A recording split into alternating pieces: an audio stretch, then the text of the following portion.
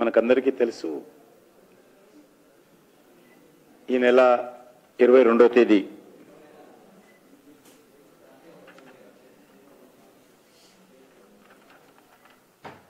అయోధ్యలోని రామ జన్మభూమి స్థానంలో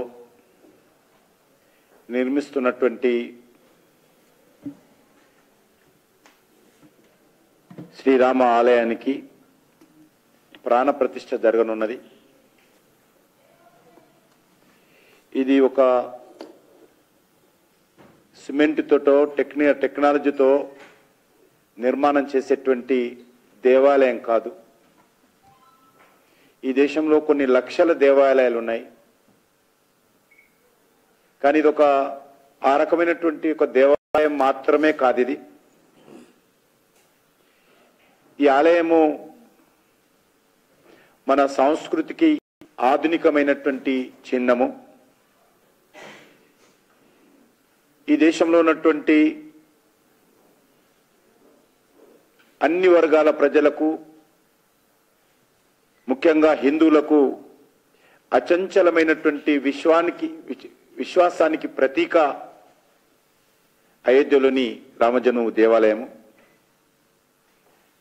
మన జాతీయ స్ఫూర్తి చిహ్నంగా మారుతుంది. ఇది రాబోయే తరాలకు ఒక విశ్వాసాన్ని ఇచ్చేటువంటి దేవాలయము.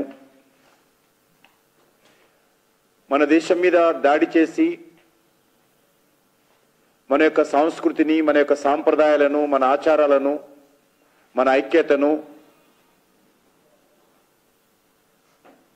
మన యొక్క విశ్వాసాన్ని దెబ్బతీసేటువంటి ప్రయత్నం చేస్తున్నటువంటి విదేశీయుల యొక్క దుర్మార్గాలను నిర్మూలించేటువంటి మనస్తత్వం నుంచి బయటపడేటువంటి దేవాలయం అది. కాబట్టి అలాంటి దేవాలయానికి భవ్యమైనటువంటి రామ మందిరంలో రామ్ లాలాకు ప్రాణ ప్రతిష్ఠ 22వ తేదీ జరుగుతూ ఉంది. ఈ సందర్భంగా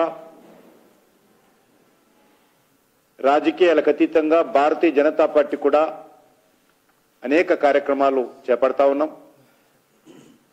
ఇందులో సంక్రాంతి నుండి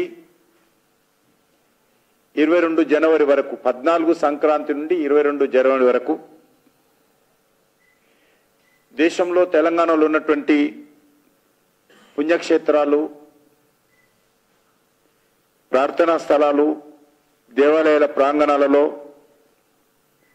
స్వచ్ఛతా అభియాన్ నిర్వహించాలని చెప్పి పార్టీ నిర్ణయించింది. ప్రత్యేకంగా పుణ్యక్షేత్రాలలో పరిశుభ్రత పాటించేటువంటి విషయంలో భక్తులను చైతన్యం చేస్తాం. అయినాక పరిశుభ్రం చేసేటువంటి కార్యక్రమాలు శ్రమధ్వానం ద్వారా, కార్యకర్తలు శ్రమధ్వానం ద్వారా చేస్తారు. అదేవిధంగా అక్కడ అన్ని రకాలుగా 22 వరకు సాధ్యమైనంత అన్ని దేవాలయాలలో మా పార్టీ కార్యకర్తలు, ప్రజలు, స్థానికంగా ఉన్నటువంటి భక్తులను కూడా మోటివేట్ చేస్తాము. ఆ పరిసర ప్రాంతాల్లో ఉన్నటువంటి ప్రజలను కూడా మోటివేట్ చేసి ఈ అభియాన్లో, ఈ యొక్క కార్యక్రమంలో వాళ్ళని కూడా భాగస్వాములు చేస్తాం.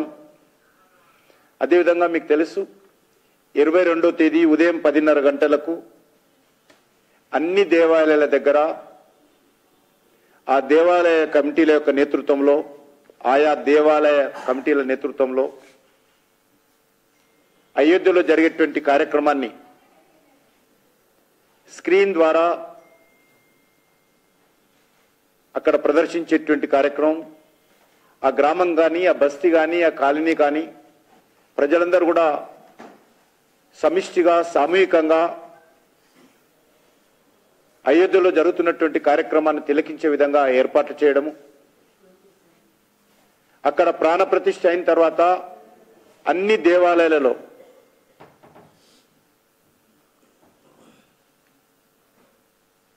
అక్కడ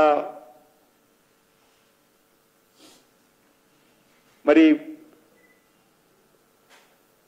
దీపారాధన చేయడము, అక్కడ అన్ని రకాలుగా ప్రజలతోటి ప్రసాద వితరణ చేయడము, అదే రోజు సాయంకాలము ప్రతి హిందూ ఇంటి ముందు ముగ్గులతో అలంకారం చేయడము, అదేవిధంగా ఆ రోజు పచ్చ తోరణాలతో అందరి ఇండ్లు అలంకరించుకోవడము,